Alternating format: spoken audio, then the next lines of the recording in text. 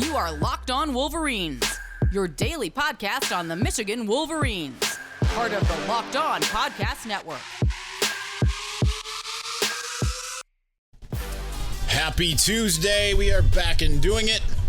Locked On Wolverines podcast, part of the Locked On Podcast Network, where it's your team every day. I'm your man on the ground, Isaiah Hole, publisher of Wolverines Wire through USA Today Sports Media Group. We did not have a Monday episode. The intent is to have a 2 for Tuesday. We're going to keep this one relatively short, just due to meetings and all of those things that I've had, and we have a press conference tonight, and the intent is to do a second one this evening. I mean, it already is kind of evening. But apologies for not having a Monday episode. Just destroyed after having the latest game in Michigan Stadium history, as the Wolverines went in and absolutely annihilated Hawaii. Maybe it wasn't quite as lopsided in the score as, what the expectation was in Las Vegas, or even my score prediction, which I had put in writing, I think is 77-6, but still 56-10. Hawaii didn't cross midfield against the first team defense. Actually, no team has. None of the first two teams have. They only got their field goal and touchdown against like the third or fourth team-ish defense. So great things on the defensive side of the ball. We obviously have to talk about McCarthy. And I did this on the drip, which I did yesterday morning right before going to the press conference with Jim Harbaugh. There were a lot of people that were very upset with me for various reasons, right? But because I'd been on the Procade train. And all I can say to someone like that is, yeah, guess what? I was wrong. It happens a lot. If you're in sports media, you are going to be wrong a lot if you are coming up with opinions. It is the nature of things. And I know the average fan out there is going to sit there and say, well, yeah, but you were wrong here and here. It's I do a power rankings on Wolverines Wire every week. If I was right 100% of the time, then I would have my power rankings at the beginning of the season would be exactly what it is at the end of the season. There would be no point in putting out a weekly power rankings. There'd be no point in the polls coming out on a weekly basis if everyone was right at the beginning of time. And my intel was still what it was, that Cade looked better in camp. But I even gave you that caveat throughout fall camp and everything like that. Like, they play games for a reason. We'll see. John O'Corn looked amazing in camp and didn't in games. It happens. Like, I was told that it was still Wilton's job, but John O'Corn was really pushing him in 2017, and that they looked pretty much even, and it looked better than what it looked like in 2016. And it didn't work out that way. That's sometimes how things go. So, but JJ is, according to Jim Harbaugh, has turned things up a notch the last 2.5 weeks or so. And that happens. I mean, that's what you expect from a 5-star type guy. He's young, but he ain't that young anymore. Right? You think about CJ Stroud for Ohio State last year. Looked okay in game 1 against Minnesota. Looked pretty bad in the first half against Oregon, but then learned in game and looked a lot better in the second half. They still lost the game. But that's just kind of how things end up working, right? Is players get better. I talked to my one source who had told me about fall camp literally as the clock hit 0. I'm out on the field before the press conference, and he was just like, I don't know what happened, man, but this is before Jim Harbaugh said JJ's the starter moving forward, but he's like, JJ's clearly the starter now. It's like, I don't know what happened, man. This just looked way different for Cade than it did in fall camp. That's how things go sometimes. And you know what? I'm going to be wrong a lot here and there. I have no problem telling you that. But if you want to come at me and act like you were wrong, like it's a fault of mine, I mean, college football is a fickle business. Just ask Texas A&M and Notre Dame, Nebraska, how they feel about things, right? So things change on a dime. Heck, even Texas mid-game. I was wrong about Texas.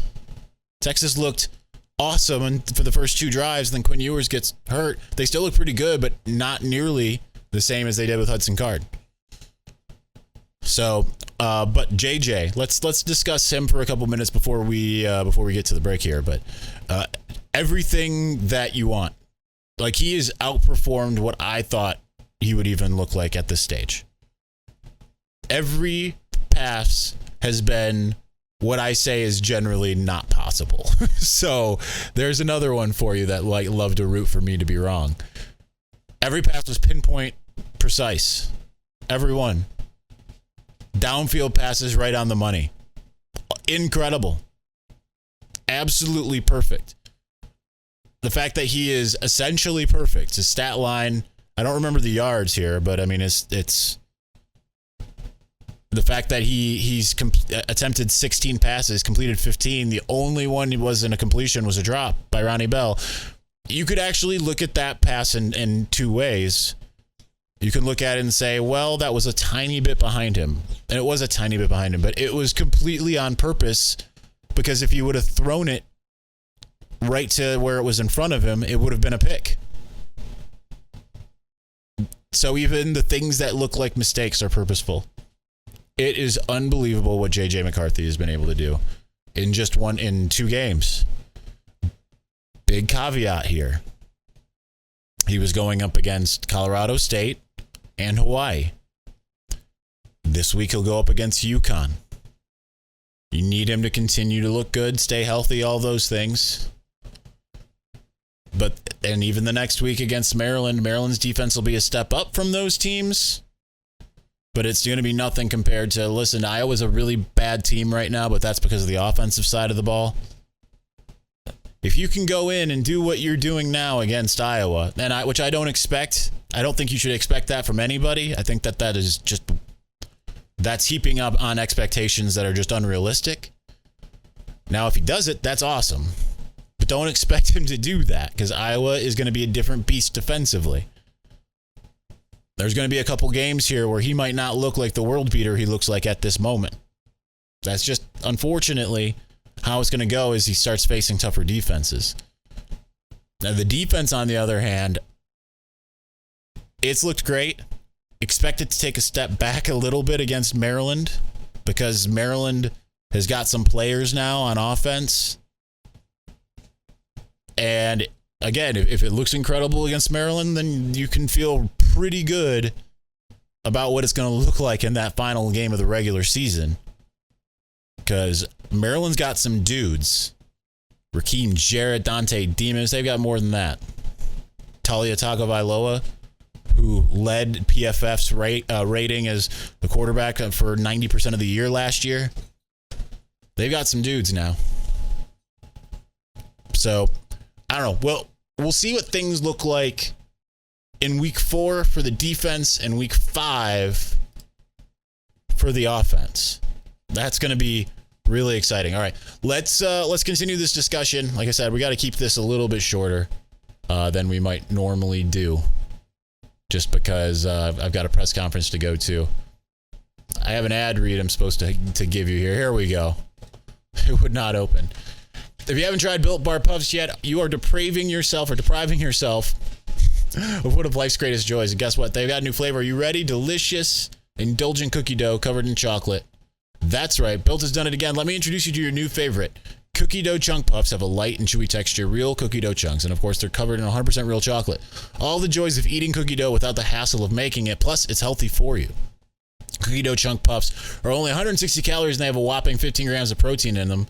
Run to Built.com to snag a box for you and the family. It'll be a perfect treat, or you can find a really good hiding place and just hoard them for yourself.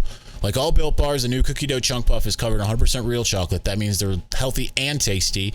Chocolate-covered cookie dough with a light, fluffy texture. So good. What's great about Built is that all their bars are made with collagen protein, which your body absorbs more efficiently and provides tons of health benefits. Eat something that tastes good and is good for you. You're going to love the new Cookie Dough Chunk Puff. Whether you need a snack for your workout, a late-night treat, or just need to grab a quick bite, Built is the perfect protein bar, and they taste better than a candy bar. Ditch the calories, fat, and sugar. Grab yourself a Built Bar. Go to built.com, use the promo code locked on to get 15%, or say locked on 15 to get 15% off of your next order. That's built.com, promo code locked on 15.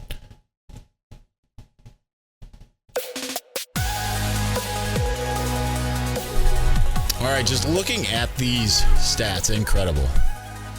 11 for 12, 229 yards, 3 touchdowns. Passer rating of 334.5. Michigan's highest PFF grade through 2 weeks ever. PFF hasn't been around that long, but still. But they say going back to like Henny type thing. Ronnie Bell really came on this week, which was good to see. Caught 6 of 7. Got a touchdown. Cornelius Johnson, 2 for 71. How about Roman Wilson, man? He's got 3 catches and 3 touchdowns. I mean, one of them isn't a touchdown. But he got one of them on the end around. But, I mean, this dude is just on fire. Right now, it just doesn't look like the starting lineup, now that JJ's in there, has any weaknesses. Except for maybe the offensive line, which has had some issues, of course. It was a little troubling seeing the 2 sacks of Cade McNamara. It was a little troubling seeing Zach Zinter being a guy who whiffed on a block. Trente Jones, I feel like, rebounded a bit from week 1 to week 2. So that's good news. But still a little bit concerned. They weren't mashing quite as much as they were for the bulk of Colorado State, where it felt like it was Trente Jones was kind of the one that really wasn't doing what he needed to do. It feels like he cleaned that up, but then you saw you saw Zinter, and I can't remember who else because I was very tired of rewatch. Barely keeping my eyes open. How about Jake Budd on that call, by the way? I'm so proud of him. I thought he did a great job, but I was texting him saying, I'm rewatching it, and he's like, bro, I can barely keep my eyes open right now. I'm like, me too. That's where we're at on Sunday afternoon. Anyway, I thought the offensive line looked okay. I'm not concerned yet, of course. I still think that they'll be elite. I mean, yes, last week was the first time we've seen the starting 5 in at all at one time. Trevor Keegan went out for a couple series, and Gio Ahadi came in. But it feels like it is kind of getting... It's going to get to where it needs to be, I feel. Like, when I think about it, it usually takes a couple weeks. I don't think that's a surprise. 2018, when it finally, for the first time in the Jim Harbaugh era, you felt good about the offensive line. Took them until week 4 against Nebraska before it started to really kind of mash, or as Sherrone Moore would say, smash. So we'll talk to Sherrone Moore on Wednesday, so we'll certainly get some more of insight from him as far as that's concerned. But other than that, like defensively, not a lot of sacks this time. So that is what it is, right? That's they only had 2 overall, or sorry, 1 overall. 2 tackles for loss. Hawaii was getting rid of the ball really fast. That's going to be something you're going to have to expect. Again, I'm not that concerned with it. It's kind of what the deal was last year. It wasn't a lot of sacks at the beginning of the season, and they really started piling up. So you had 7 in week 1 and 1 in week 2. It's fine. They had 1 in week 1 last year. So it's teams are going to try to get rid of the ball fast with the kind of pressure that Michigan has, and it just seems like it's relentless. Now, we'll see what happens with Taylor Upshaw. He is injured. I know it hasn't been reported out there. I'm telling you that right now. He was in a walking boot after the game. Sounds like he's going to be all right. Donovan Edwards, saw him in the tunnel afterwards in street clothes. He was in very high spirits. I feel like he's going to be all right. Whether that means this week, I don't think that matters, right? I don't think that they feel like, all right, we need to make sure that we get Taylor Upshaw and Donovan Edwards into the game, because they more so need them in the ensuing weeks than against UConn, right? You should be able to plug in CJ Stokes or any number of pass rushers and be able to get the job done. But those 2 guys injured, both seem to be in very good spirits. From observation, perhaps conversation, I'm unwilling to tell you that, but it does feel like things are looking not that dire for either of them. Jim Harbaugh said on the radio show that he's hoping that Carson Barnhart and Nikhai Hill-Green play this week, which I think is fair, given that Barnhart only played a couple series in week 1. Nikhai has yet to play, but dressed this last week. So Nikhai was also, he's been in good spirits. He was in good spirits in week 1. If you want to know how I know that, go to my Instagram. I didn't post it this week because it was out of focus, but every week I post a picture of Nikhai Hill-Green with the caption, "Wasn't me," because he does this little shrugging thing.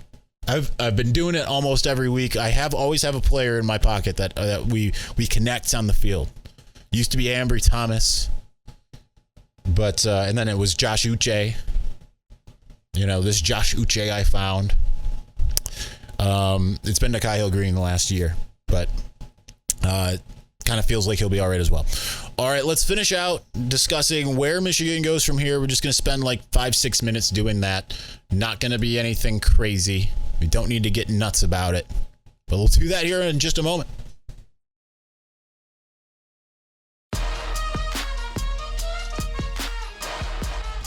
All right, so like I said, we're going to keep this short and sweet for episode 1. Episode 2 will likely be more of a reaction to what we hear from the players. Maybe we'll include some audio clips. I don't know how that's going to work yet, but we'll try to get that one out around like 10, 11 o'clock at night. My evening, your night, because that's how I operate. But where does Michigan go from here? What do I think the ceiling is? Well, number one, you got to keep J.J. McCarthy healthy.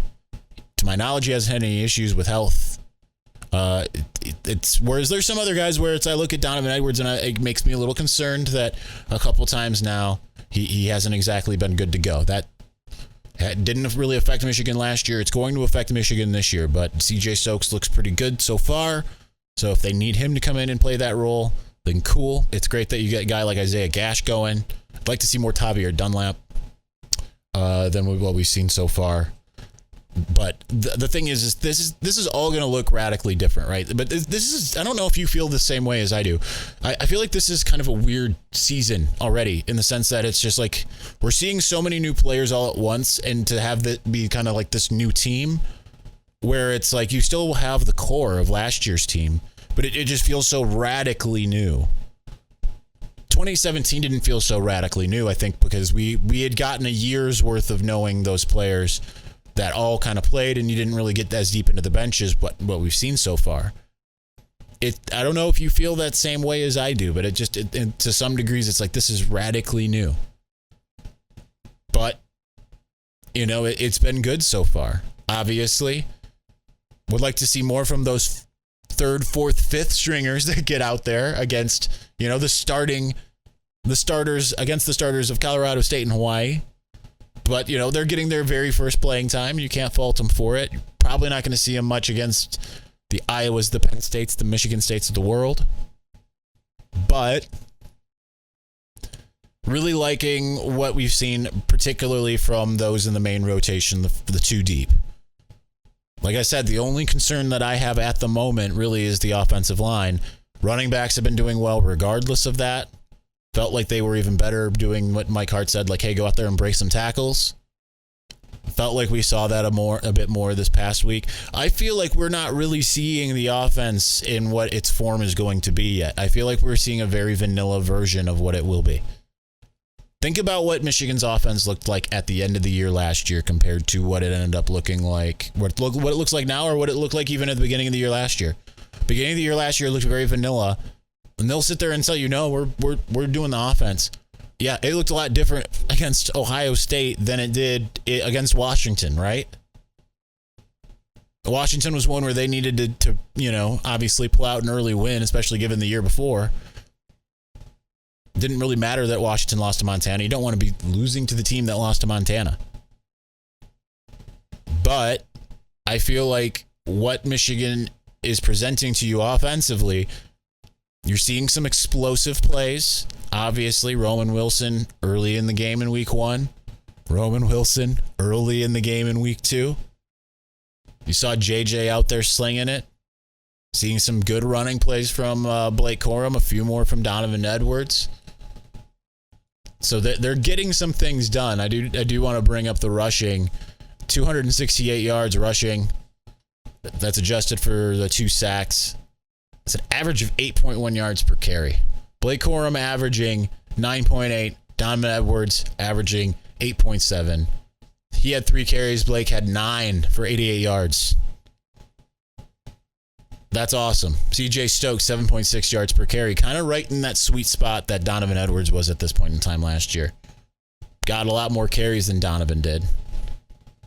So it's got 8 carries, 61 yards. That's great for him because they're going to need him. Defensively, I'm curious to see, do they keep Amarian Walker playing corner? I mean, he played corner late in the game. I didn't know that until yesterday because being on the field, they don't say Amarian Walker is the guy out there wearing number 1. They're just a guy out there wearing a number 1 jersey without a name on the back. But it was... I think the corners have done really good. The tackling has been superb. Mike Sanger still has been, as Jim Harbaugh said, he's playing that Daxton Hill role. He's kind of everywhere you want him to be. That's awesome. It's really cool. It's really good stuff. I still like the pass rush. They still impacted the game. Still like what I'm seeing from Braden McGregor. Still like what I'm seeing from Jalen Harrell. Still like what I'm seeing from Chris Jenkins and Mozzie Smith. Mike Morris played incredibly. Speaking of people with mea culpas, Anthony Treesh came on this show last week. Said I might have been wrong about Mike Morris. See, it happens.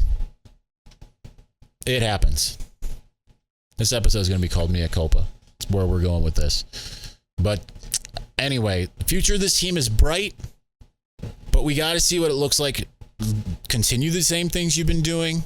Sure, if you can do the same thing that you've done the last 2 weeks, empty out your bench in the second half. And then you got Maryland, big noon Saturday. Big noon kickoff on Fox. They're going to be hungry. Maryland has been waiting to knock off someone like Michigan.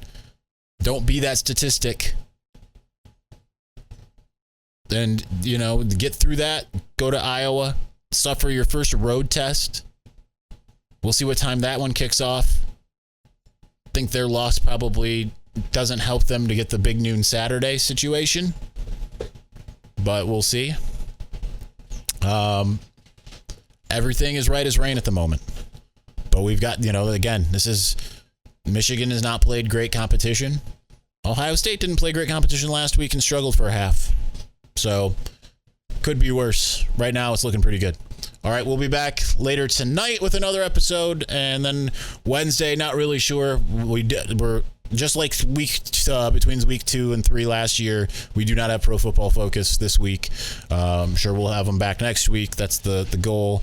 Mailbag Thursday. Preview, maybe not Friday. That's how we're going to do it. But thank you for watching and or listening. We'll be back with another episode later this evening. Peace.